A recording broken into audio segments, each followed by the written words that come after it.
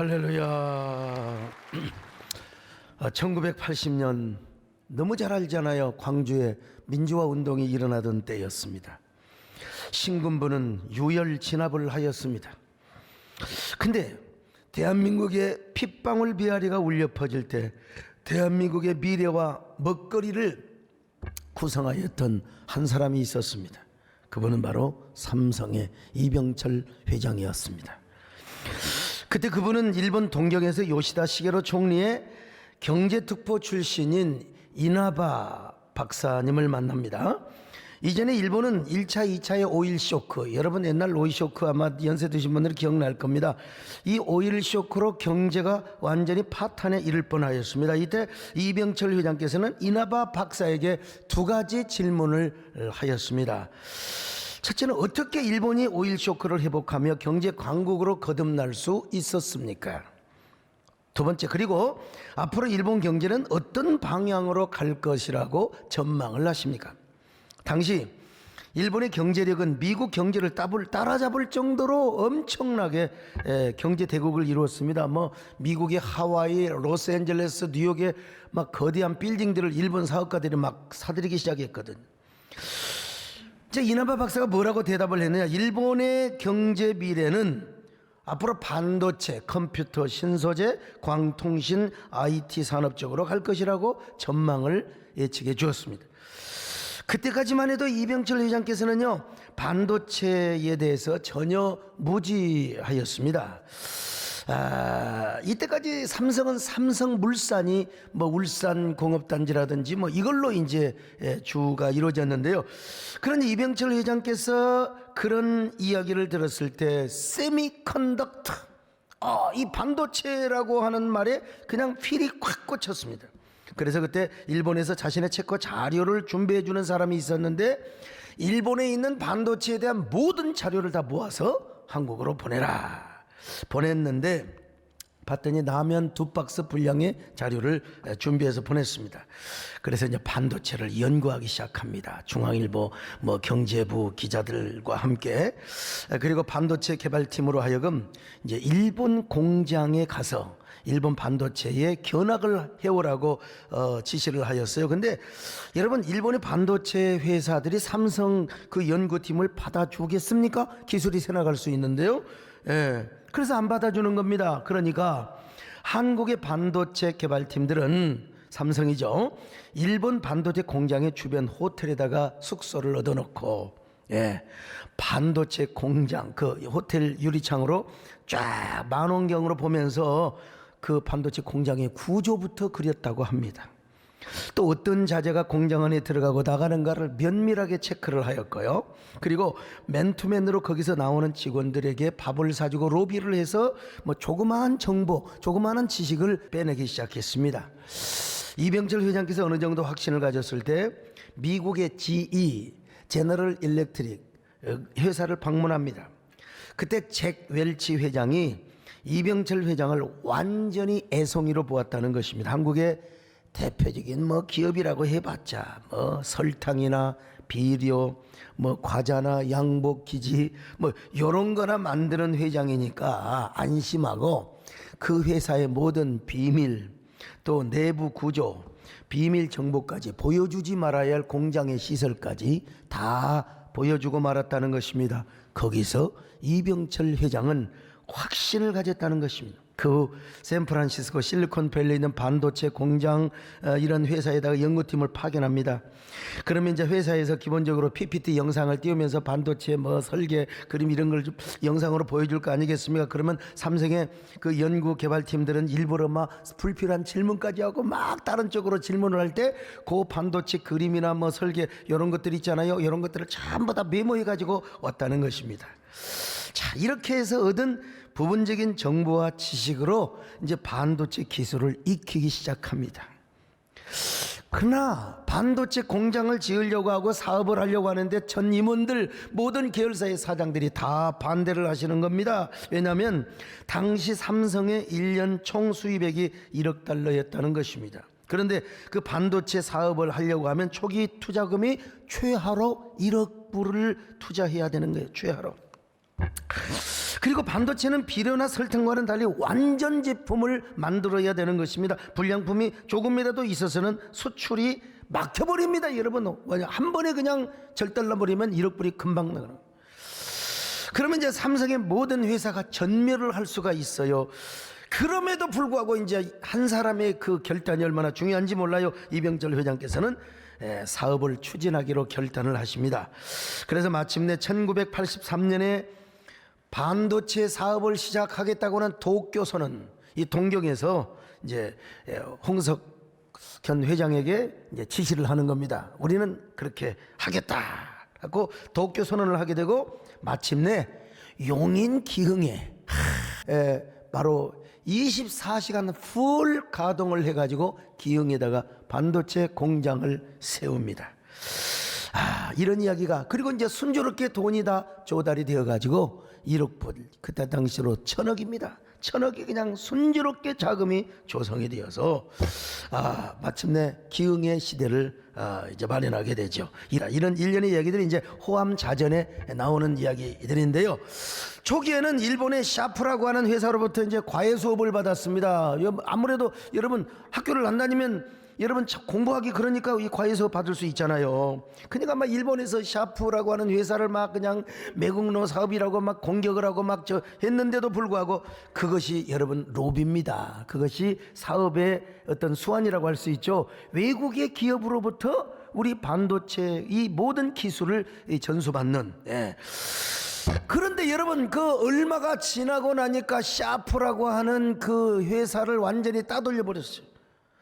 그래서 삼성 반도체 산업 1년 매출이 126조에 달하는 기업으로 여러분 성장을 하게 된 겁니다. 그리고 이 기흥의 반도체 공장은 세계 반도체 산업의 메카가 된 것입니다. 만약에 당시 이병철 회장께서요 삼성 임원들의 반대 의견을 따랐다면 어떻게 되었을까, 이런 생각을 한번 해보라.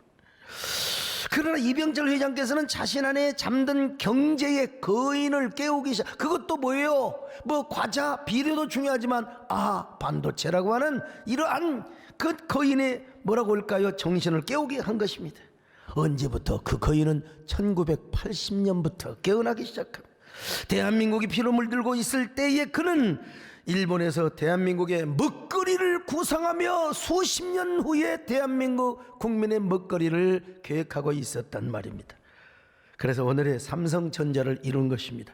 여러분, 제가 지금 가지고 있는 핸드폰은요, 저 북경 동계 올림픽에 갔던 대한민국 선수들을 기증하기 위해서 특별히 만든 겁니다. 이게 뭐냐면은 비매품인데요, 바로 북경 선수들에게만 주려고 만든 것입니다. 이게 바로 골든 색깔로 해서 일반과는 달라요. 이걸 제가 뭐라고 할까, 북경 올림픽 선수로 가지는 않았어도 글로벌 리더라는 의미에서 우리 김진애 장로님께서 특별히 이거 공개해도 된다고 에디션으로 어제 선물을 가져와서 여러분 어제 당장 핸드폰을 바꿔버렸어요. 아이고, 그런데 오늘 이걸 또 가르쳐 준다고 최은하 권사님이 저기 바닥에 한번 떨어뜨려 갖고 제가 지금 마음에, 여러분 핸드폰 사갖고 떨어뜨리면 얼마나 속상한가 아시죠? 그래도 참았어요. 반주자님이시라고. 다행히 카페트에 떨어져서 뭐 큰 대사사고는 없었는데 상처받았다는 사실이에요. 참 얼마나 감사한지. 우리 김진애 장로님 고맙습니다. 박수 쳐줘도 괜찮습니다, 여러분. 한 사람의 위대한 결단이 바로 이런 결과를 이루게 되었다는 것입니다. 여러분, 내 안에 잠든 거인을 깨우는 것이 이렇게 중요하다는 것입니다. 이병철 회장과 이건희 회장은 여러분 자신 안에 잠들어 있었던 경제적 거인의 정신을 깨우게 된 것입니다. 이 어른이 예수님만 믿고 가셨으면 얼마나 좋았을까, 이런 안타까움을 갖습니다만은 오늘 2부 예배 때는 우리 장충식 장로님이 기도를 하셨습니다. 이 장로님도 결단을 위대하게 하였기 때문에 여러분 이 죽전에다가 저 위대한 당국대라고 하는 아주 그냥 그 벨리를 막 이루게 된 것이죠. 하물며 여러분, 저는 우리 신앙, 요걸 오늘 신앙에 적용을 하려고 합니다. 우리 그리스도인들은 더더욱 그리스도 예수 안에 잠든 거인의 영성을 깨워야 한다는 것이죠. 그렇지 않으면 우리는 껍데기 크리스찬이 되고 껍데기 사명자가 될 수 있다는 것입니다. 아니, 우리 안에 있는 영성이 잠들어 있으면 우리는요, 마법에 걸린 사람처럼 날마다 부정적인 사람이 되는 거요, 날마다 불신앙의 소리, 불신앙의 행동을 하게 되어 있습니다. 오늘 여러분들은 어떤 사람인가 한번 생각해 보세요. 여러분 안에 믿음의 거인이 잠을 자고 있지는 않습니까? 그 영성의 영적인 거장이 아무리 하나님이 여러분을 그렇게 만들어줬어도 여러분의 믿음이 잠을 자고 있으면 아무 소용없어요. 나는 내 모습 이대로가 만족이 되십니까, 여러분? 오늘 이 모습을 하나님이 보시고 만족스럽다고 생각하십니까? 여러분 각자 속에 하나님이 만드신 걸작품이 있어요. 그 걸작품이 잠들어 있으면 아니 된다는 것입니다. 오늘 여러분 속에 잠든 영성을 깨우시기를 바랍니다. 믿음의 거장이 깨어나시기를 바랍니다. 믿음의 거인이 깨어나시기를 바랍니다. 사명의 거장이 깨어나시기를 바랍니다. 깨어라,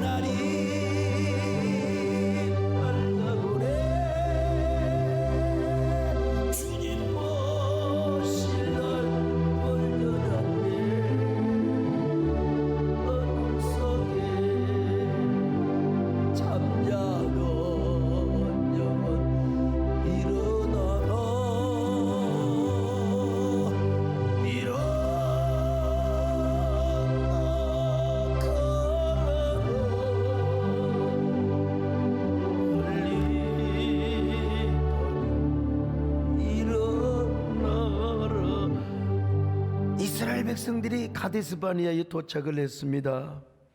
모세는 저 가나안 땅을 정탐하기 위하여 이스라엘 지파 가운데 가장 스마트하고 아주 똑똑한 엘리트를 한 명씩 뽑았습니다. 그 이름이 소개되어 있는데 저 설교하면서요, 단 한 번도 이 사람들의 이름을 불러본 적이 없습니다. 오늘은 불러드리려고 합니다. 루벤 지파에서는 삼무아가 뽑혔어요. 시몬 지파에서는 사밧, 유다 지파에서는 갈렙, 그 유명한 갈렙, 이사갈 지파에서는 이갈이 뽑혔고, 에브라임 지파에서는 호세야, 이게 여호수아를 말하는 거예요. 베냐민 지파에서는 발디가 뽑혔습니다. 스물론 지파에서는 갓디엘이 뽑혔고, 요셉 지파에서는 갓디, 단 지파에서는 암미엘, 아셀 지파에서는 수둘, 납달리 지파에서는 나비, 갓 지파에서는 그엘이 뽑혔습니다. 자랑스러운 이름들입니다, 여러분. 역사에 가장 빛나는 금자탑을 쌓을 수 있는 사람들이었습니다. 가나안의 새 역사를 이룰 수 있는 긍정적인 뉴 프론티어들, 비범한 사람이요, 똑똑한 사람이요, 탁월한 사람이요. 모세는 이들에게 부탁을 했습니다. 저 헤브론 산지까지 올라가서 그 땅이 어떠하든지, 그 땅 사람들이 강한지 약한지, 많은지 적은지, 그들이 사는 땅이 좋은지 나쁜지, 토지가 비옥한 땅인지 메마른지 탐지해 오라고 하였습니다. 절대로 아무리 가난한 사람들이 호전적이고 아무리 그렇다 하더라도 절대로 쫄지 말고, 겁내지 말고, 두려워 말고, 놀라지 말고 오라고 했어요. 그러자 그들은 신광야에서부터 하마까지, 르흡까지, 다시 말하면 저 이스라엘의 남단에서부터 북단까지 다 40일 동안 정탐을 하고 왔어요. 민수기 13장 21절입니다. 시작. 이에 그들이 올라가서 땅을 정탐하되 신광야에서부터 하마독이 르홉에 이르렀고. 근데 그 가운데 그들이 가장 초미의 관심을 가진 곳이 어디냐? 헤브론이었습니다. 헤브론. 그 헤브론에 가니까 세상에 아낙 자손들이 거주하고 있었어요. 아낙 자손들은 네피림의 후손으로서 적어도 키가 뭐 2m 80, 3m 정도 되는 사람들이라 이 말이요. 근데 그런 반면에 거기 골짜기가 있었는데 거기서 자란 포도나무가 얼마나, 포도송이가 얼마나 큰지, 막 얼마나 큰지, 물론 먼 길이니까 그렇겠지만 막대기에다가 가지를 걸어가지고 두 사람이 메고 왔다고 기록하고 있습니다. 무화과나무, 석류나무 얼마나 달콤한지 당도가 많은지. 그런데 그렇게 좋은 비옥한 땅에 누가 살고 있었느냐? 아낙 자손이 살고 있었다는 거예요. 아낙 자손을 보고 갈렙과 여호수아뿐만 아니라 여호수아만 빼놓고 여러분 10명의 정탐꾼들은 전부 다 간이 쫄아버리고 말았어요. 그래가지고 뭐라고 고백을 합니까? 이렇게 와서 세상에 입을 나불거리고 있습니다. 여러분, 과연 그 땅은 젖과 꿀이 흐르는 땅입니다. 비옥한 땅입니다. 그러나 우리가 그 땅을 점령할 수가 없습니다. 거기 살고 있는 족속들은 바로 아낙 자손인데 그들은 기골이 장대한 거인들이고 네피림의 후손들입니다.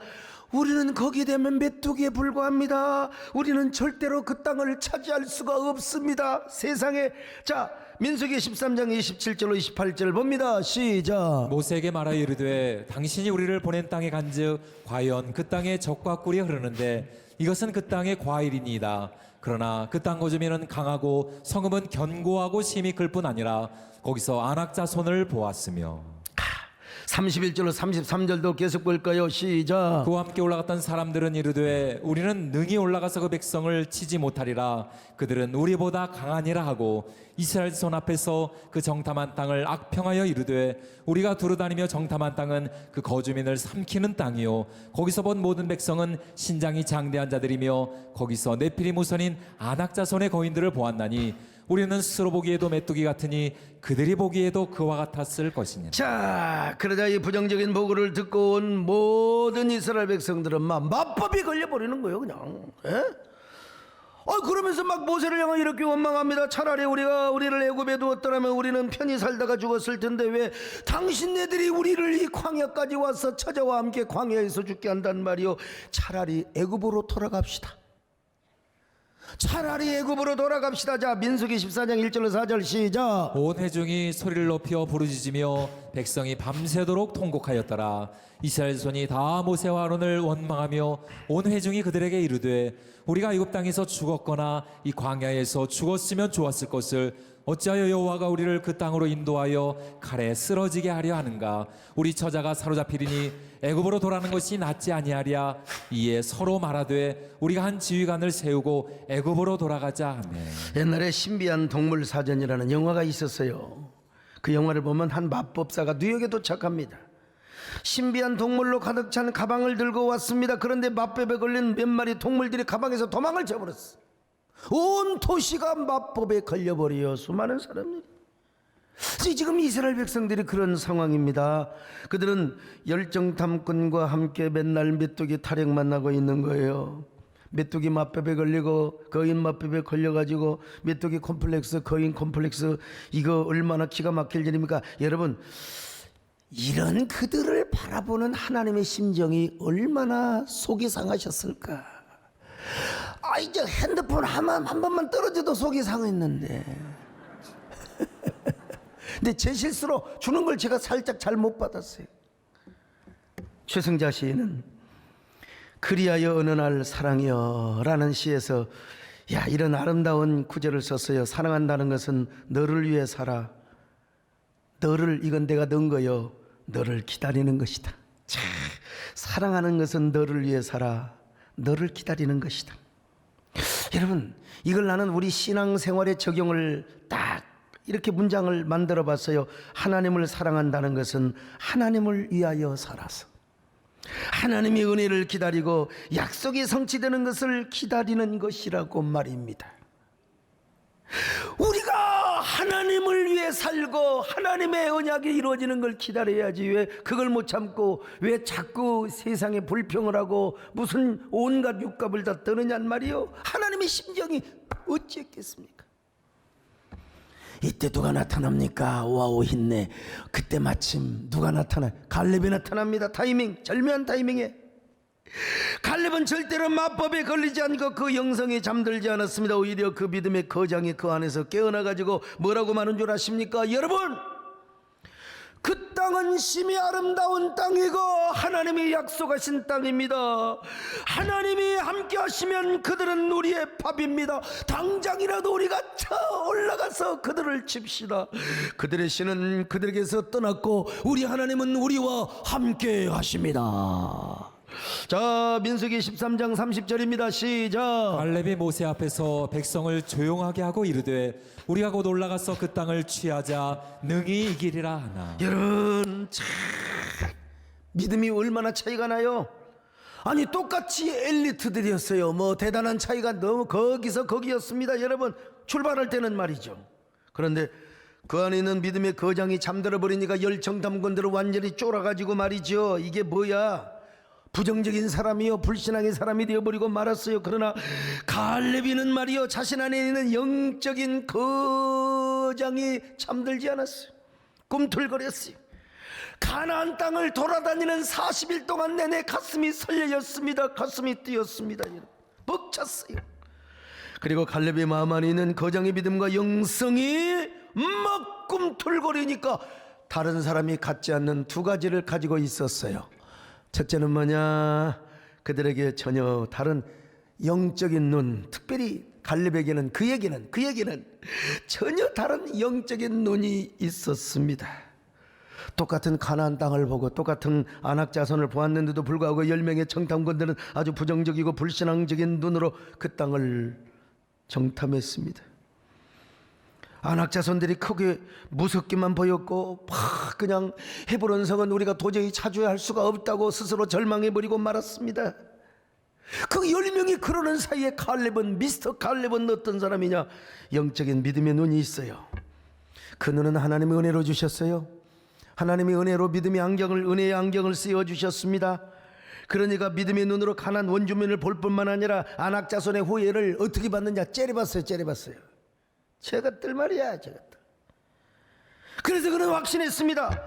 이 땅은 바로 약속의 땅이고 젖과 꿀이 흐르는 가나안 땅이다. 특별히 헤브론 땅은 젖과 꿀이 흐르는 가나안 땅일 뿐만 아니라 가나안 땅의 노른자 중에 노른자 중이다.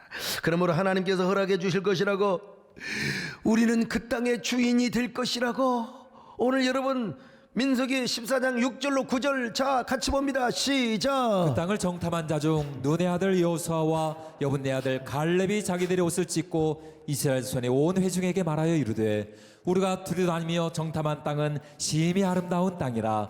여호와께서 우리를 기뻐하시면 우리를 그 땅으로 인도하여 들이시고 그 땅을 우리에게 주시리라. 이는 과연 젖과 꿀이 흐르는 땅이니라. 다만 여호와를 거역하지는 말라. 또 그 땅 백성을 두려워하지 말라. 그들은 우리의 먹이라. 그들의 보호자는 그들에게서 떠났고 여호와는 우리와 함께 하시느니라. 그들을 두려워하지 말라 하나. 그들은 우리의 먹이라. 먹이라는 말보다 옛날 개역 한글판에 그들은 우리의 밥이라. 나는 이 말씀이 더 은혜스러운 것 같아요. 그들은 우리의 밥이라. 자, 오늘 성경을 잘 봉독해 주셨죠, 우리 박승영 목사님. 어떤 분들은 가끔 그렇습니다. 제 설교를 듣고 도대체 세대교회는 누가 그렇게 성경을 잘 읽어주느냐고, 우리 부목사라고 그분 좀 얼굴 좀 보여주라고.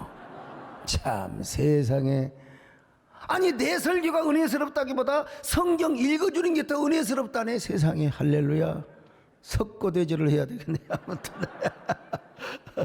얼마나 좋아요, 성경 은혜스럽게 잘하는데. 여러분, 그들은 우리의 밥이라. 한마디로 갈렙은 하나님이 주신 믿음의 눈을 통해서 가나안 땅에 미리 가 계신 것을 보셨어요. 여러분, 이 믿음의 눈을 가지고 갈렙이는 뭘 봤느냐? 가나안 땅에 가보니까 하나님이 거기 계셔요. 하나님 미리 가 계셨어요. 제임스 어윈이 달나라에 가니까 하나님이 달나라에도 미리 가 계시더라는 거예요. 미리 가 계신 하나님, 가나안 땅에 미리 가 계신 하나님을 보았으니 여러분 담대할 수밖에요. 그러니까 이런 선포를 할 수밖에 없어요. 사랑하는 여러분, 여러분도 이러한 눈을 가지세요. 갈렙처럼 믿음의 눈을 가지시기를 바랍니다. 신앙의 눈을 가지시기를 바랍니다. 그리고 그 눈을 가지고 여러분이 받을 축복의 저 고지를 바라보시기를 바랍니다. 그 섬을 바라보시기를 바랍니다. 그 경지를 바라보시기를 바랍니다. 그러면 여러분 앞에 놓인 안악자성과 같은 장애물, 아이고 여러분, 여러분의 밥으로 보여요. 여러분의 먹잇감으로 보이는 거요. 전능하신 하나님께서 보이시는데, 하나님이 나와 함께 하시는데 뭐가 두렵겠습니까? 비록 우리 육신의 눈에는 뭐 안 보이지, 우리 육신의 손에는 잡히는 게 없죠, 육신의 귀에는 들리는 게 없죠. 그러나 여러분, 믿음의 눈으로 하나님의 약속은 볼 수 있습니다. 하나님의 임재는 볼 수 있습니다. 하나님의 그 임재를 느낄 수가 있습니다. 하나님의 운행하심을 느낄 수가 있는 것입니다. 그러니까 여러분들의 축복의 고지를 향하여 믿음으로 전진해 가는 것입니다. 여러분도 이러한 눈을 가지시기를 바랍니다. 이런 눈을 가지시고 여러분 삐딱하게 보지 마시고 똑똑하게 보시기를 바랍니다. 똑바로 보고 싶어요 주님, 온전한 눈짓으로 똑바로 보고 싶어요 주님, 곁눈질하긴 싫어요. 하지만 내 모습은 온전치 않아. 세상에 보는 눈은 마치 날 죄인처럼 멀리하며 외면을 하네요. 주님, 이 낮은 자를 통하여 어디에 쓰시려고 이렇게 저런 모습으로 만들어 놓으셨나요? 당신께 드릴 것을 사모하는 이 마음, 이 생명도 가시며 십자가에 넣겠으니 하울보인 세상 속에 참빛이 쉽게 하시고 가시꾼인 세상 속에 미랄로 죽게 하소서. 제가 보지는 못했는데요, 한 번쯤 멈출 수밖에. KBS2에서 우리 성광현 목사님이 보고 그러더래. 거기 한 대사가 나오더래요. 이 세상의 최고의 구애는 노래다. 나는 이걸 또 이렇게 바꾸는 거예요. 하나님을 향한 최고의 구애는 뭐냐? 찬송이다. 찬송입니다, 여러분. 하울뿐인 이 세상 속에, 이 노래 한번 해보세요. 하울뿐인 육신 속에네 참빛을 심게 하시고 가시꾼인 세상 속에 미랄로 죽게 여러분이 하나님 앞에 구애하며 부르는 노래입니다. 두 번째, 갈렙은 전혀 다른 마음, 하나님이 주신 구별된 마음이 있었어요. 구별된 마음. 자, 민수기 14장 24절 보실까요? 시작. 그러나 내 종 갈렙은 그 마음이 그들과 달라서 나를 온전히 따랐은즉 그가 떤 땅으로 내가 그를 인도하여 드리리니 그의 자손이 그 땅을 차지하리라. 여러분, 이게요, 그들과 완전히 마음이 달랐어요. 오직 한 마음, 반쪽짜리 마음이 아니요, 온전한 마음입니다. 근데 45년이 지난 이후에도 갈렙이는 하나님 앞에 변함없는 마음을 가지고 한 마음으로 하나님을 섬겼어요. 여호수아 14장 14절을 봅니다. 시작. 이는 그가 이스라엘의 하나님 여호와를 온전히 쫓았습니다. 온전히 쫓았으니, 온전히, 여기 온전이란 말이 무슨 말입니까? 한 마음이요, 한 마음, 두 마음이 아니요, 두 마음. 이럴까 저럴까, 헌금을 가져왔는데 내일까 말까 너무 많이 가져온 것 같아갖고 화장실에 가서 조금 또 뺄까. 저도 어떨 때는, 저도 인간인지라 어떤 사람한테 뭐 이렇게 좀 성교비도 줄 수 있잖아요. 오른쪽에는 많이, 왼쪽에는 조금. 밥 먹다가 생각이 달라지면 왼쪽으로 가고 오른쪽으로. 이게 두 마음이야. 아이고, 나 하나님 앞에는 이런 적 없어 별로. 여기 온전한 마음 한 마음이요, 갈렙은 오직 한 마음으로 하나님을 섬겼다는 것입니다. 특별히 헤브론에는 선산이 있어요. 선산. 우리는 말하면 선영. 그게 뭐냐면 아브라함의 무덤이 있고 이삭의 무덤이 있고 야곱의 무덤이 있단 말이요. 그러니까 그 아브라함, 이삭, 야곱의 무덤을 볼 때 뭐가 생각이 났을까? 하나님의 언약이 생각이 났겠죠. 하나님의 언약이 생각이 났어요. 그러니까 그는 뛰는 가슴을 가지고 이런 선포를 하셨어요. 저 믿음도 없는 거인 놈들 말이요, 저 키는 멀때같이 커가지고 무슨 뭐 하나님도 모르는 놈들 말이야, 할례도 안 받은 놈들 말이야. 니들이 하나님 앞에 메뚜기지, 니들이 말이요 우리의 밥이지. 얼마나 거장다운 선포입니까? 여러분, 갈렙은 이런 마음으로 하나님을 섬겨서 가나안 땅을 정복했다고 하잖아요. 민수기 14장 24절입니다. 시작. 그러나 내 종 갈렙은 그 마음이 그들과 달라서 나를 온전히 따랐은즉 그 갔던 땅으로 내가 그를 인도하여 드리리니 그의 자손이 그 땅을 차지하리라. 자, 여러분, 어떤 마음이 있어요? 여러분은 갈렙과 같이 한 마음을 가지고 있으세요? 두 마음을 가지고 있으세요? 반쪽짜리 마음을 가지고. 그러니까 마법에 걸리는 거예요. 여러분, 오직 한 마음을 가지시기를 바랍니다. 온전한 마음을 가지고 온전히 하나님을 섬기시기를 바랍니다. 온전한 마음과 믿음으로 주 너의 하나님을 섬기여라. 나 같은 죄인을 사랑하사 주께서 몸버려 주소서. 속죄의 큰 사랑 받으니모 내 생명 다 바쳐 충성하리. 마법에 걸려있는 10명의 정탐꾼들이 얼마나 하나님 보시기에 측은하고 우리가 듣기에도 지금 정말 얼마나 초라합니까? 근데 갈렙이는 어떤 법칙에, 축복의 법칙에, 축복의 마법이라고 하면 안 되겠지만 축복의 법칙에 걸려들어 버렸어. 이 사람은 입을 열면 하나님을 찬양해요. 입을 열면 감사해요. 입을 열면 긍정적인 단어가 쏟아져 나오는 것입니다. 여러분, 한 사람이 깨어 있으면 이렇게 다르는 거예요. 한 사람이 깨어 있어요. 오늘 여러분 모두가 다 이렇게 깨어 있는 여러분 되시기를 바랍니다. 믿음의 거장에 깨어나시기를 바랍니다. 앤서니 라빈스라는 사람이 내 안에 잠든 거인을 깨워라, 이 초베스트셀러, 이거 아마 강의 안 한 사람 치고 이 책 안 본 사람 거의 없을 거예요. 수천만 부가 팔린 책입니다. 근데 이 양반은요, 미국 캘리포니아 베니스라는 동네에 가난한 사람들만 모여 사는 10평짜리 독신 아파트에서 끼니조차 이어가지 못하는, 그러니까 뭐 차비가 없어서 맨날 걸어다니고요, 쓰레기통을 뒤져가지고 남이 버리고 간 옷을 빨아서 입었던 사람입니다. 대학을 나오지 못한 절망감과 인정받지 못한 열등감으로 살아와서, 그래서 그는 날마다 다이아몬드 노래 가사만 생각을 합니다. 내 곁에는 아무도 없어. 내 말은 아무도 들으려 하지 않아. 내 의자조차도 귀를 막네. 그래, 나는 울고 있어. 방황하고 있어. 왜 나는 항상 외로워야 하는지 원망조차 할 수 없네. 원망조차 할 수 없다는 거야. 그렇게 살아왔던 그는 자기 자신에게 스스로 질문을 합니다. 나는 오늘보다 나은 삶을 살기 위해 무엇을 할 수 있을까? 나와 내 이웃의 운명을 개척하기 위하여 무엇을 할 수 있을까? 어떻게 그런 지식을 더 발전시키고 배우고 성장하며 이웃과 즐겁게 나눌 수는 없을까? 이런 질문을 하고 나서 그는 스스로 이렇게 인생 결단을 하기 시작합니다. 가난한 빈민촌에서 이렇게 내 인생을 마치기에는 너무나 억울하지.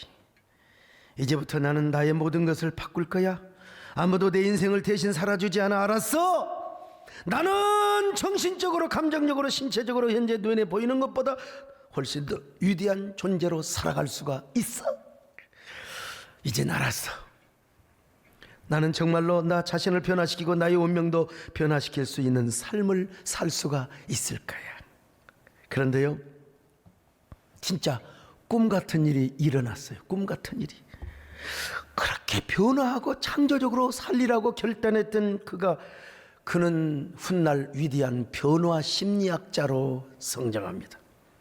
그리고 10년도 채 지나지 않아서 캘리포니아 태평양 바닷가에 수백만 달러짜리 고급 주택에 살았고, 미국 전역에 자가용 전용기로 다니며 변화 심리학에 기초한 성공학 강의를 하고 다녔습니다. 성공학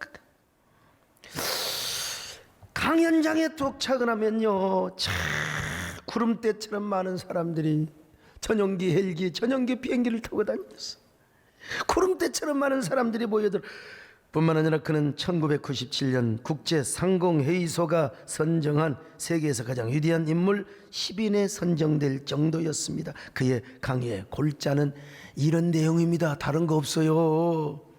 성공하고 싶으면 긍정적으로 사세요. 당신이 선택한 섬을 정복하고 싶다면 타고 온 배를 불태워버리세요. 그 다음에 모든 것을 하나님께 맡기고 살면서 동시에 최선을 다하세요. 그러면 여러분이 원하던 성공이라는 섬을 정복할 것이고 위대한 삶을 살게 될 것입니다.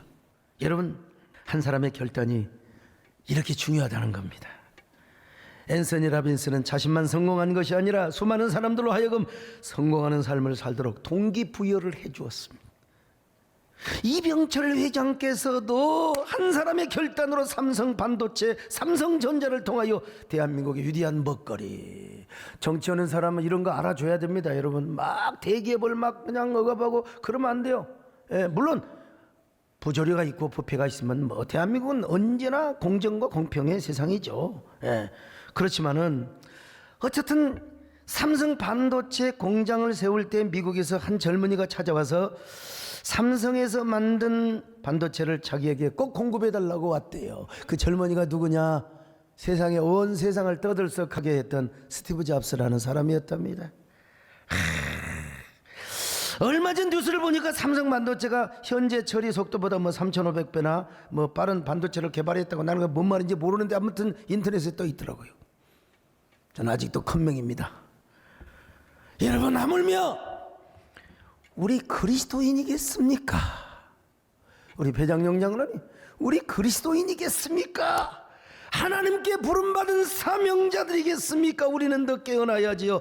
하나님 은혜 안에서, 하나님의 약속 안에서 우리 안에 잠들어 있는 영성이 깨어나고 믿음의 거장이 깨어나야지요. 제가 왜 우리 배장로님 전화를 불렀느냐? 우리 교회에 오셔서 그 부도났던 상처 다 잠재워버리고 이제는 그 뭡니까? 경제적 거장이 깨어나니까 여러분 저렇게 큰 공장을 짓고 지금 사업을 하는 거죠. 여러분 안에도 위대한 거인이 존재하고 있어요. 하나님이 만들어 주셨거든요. 영적 거장으로 만들어 주셨거든요. 믿음의 거인, 사명의 거인, 헌신의 거인, 여러분 거인들이 존재하고 있습니다. 그러나 그 거인이 여러분 안에 잠들어 있으면 아무 소용없어요. 그 거인이 깨어나야 됩니다. 그럴 때 여러분도 갈렙처럼 전혀 다른 눈이 생기는 거요. 완전히 별다른 그런 마음, 뭐라고 할까요? 오직한 마음, 오직한 마음, 온전한 마음으로 주님을 섬길 수가 있게 된 것입니다. 이런 사람은 안악자손을 바로 물리칠 수가 있습니다. 가나안 땅을 정복할 수가 있습니다. 여러분, 반쪽아리가 아닌 한 마음으로 하나님을 섬기는 사람은 상황이 중요한 게 아니에요. 하나님의 언약이 중요하고 하나님의 임재와 운행하심이 중요한 것이죠. 여러분이 깨어나면 여러분만 행복한 게 아니에요. 가족을 행복하게 할 수 있어요. 여러분 주변 사람들을 행복하게 할 수 있습니다. 여러분, 내가 깨어나면 여러분들을 행복할 수 있게 하는 것처럼 여러분도 마찬가지입니다. 여러분 주변 사람들을 행복하게 하고 성공하게 할 수가 있는 거예요.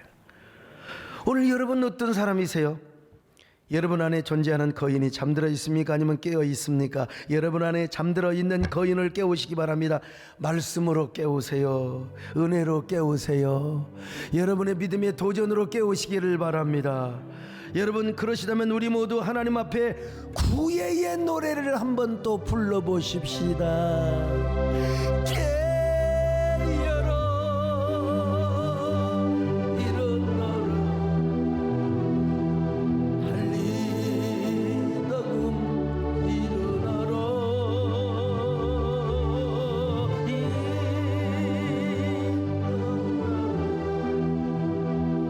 죄악에 잠자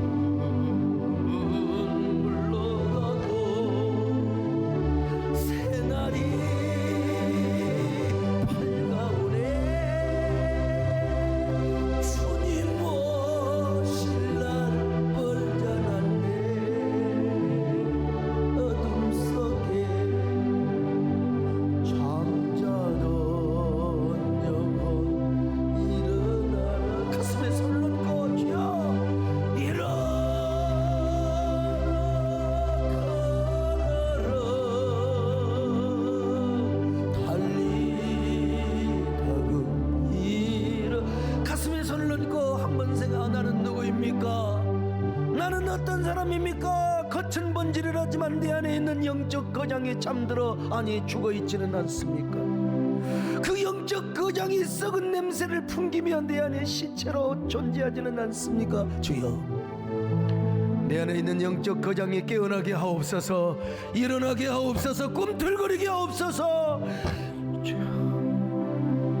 용트림을 하는 내 안에 영적 거장이 깨어나는 오늘 말씀을 통하여 도전받고 스스로 깨어나는 저희들 되게 하여 주시옵소서.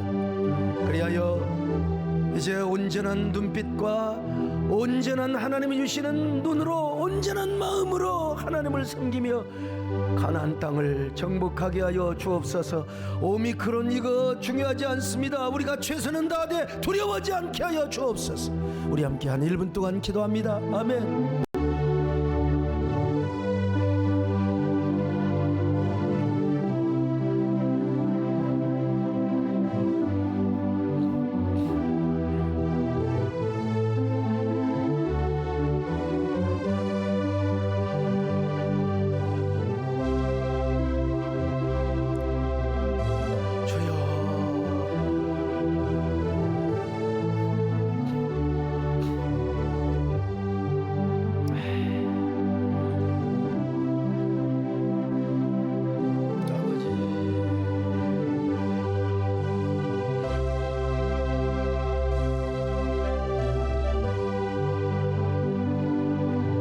하나님 고맙습니다. 오늘 우리 안에 있는 잠든 거장들이 다 깨어나게 하여 주옵소서. 하나님, 오미크론을 통해서 하나님을 본 게 아니라 언약을 통해서 하나님의 눈을 통해서 오미크론을 바라보게 하여 주옵시고, 하나님, 우리가 언제나 깨어있는 영적 거장 이 시대를 정복하며 축복의 고지에 우리가 가야 할 축복의 언덕에 축복의 섬을 우리가 정복하는 저희들 되게 하여 주옵소서. 예수님의 이름으로 기도 올리옵나이다. 아멘.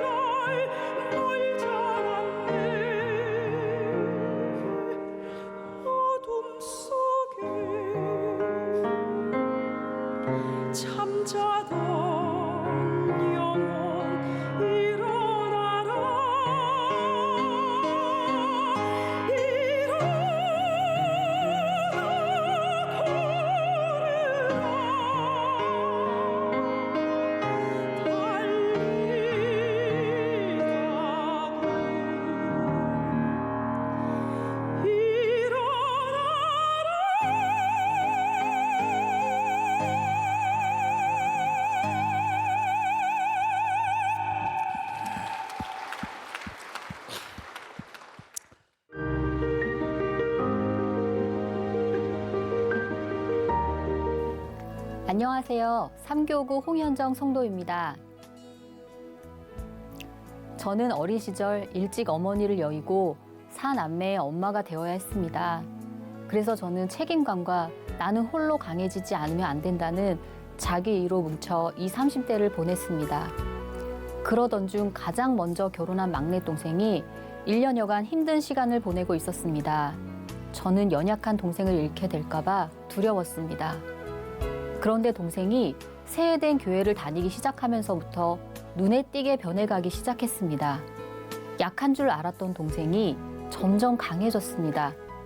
동생은 그 모든 것이 하나님의 사랑이라고 했습니다. 저는 하나님이 동생을 살려주신 것이 고마워서 조금이나마 동생에게 힘이 되고자 교회를 나가주기 시작했습니다. 그때부터 저는 군포에서 막내는 아기띠에 메고 첫째를 유모차에 싣고 매주 일마다 교회를 왔습니다.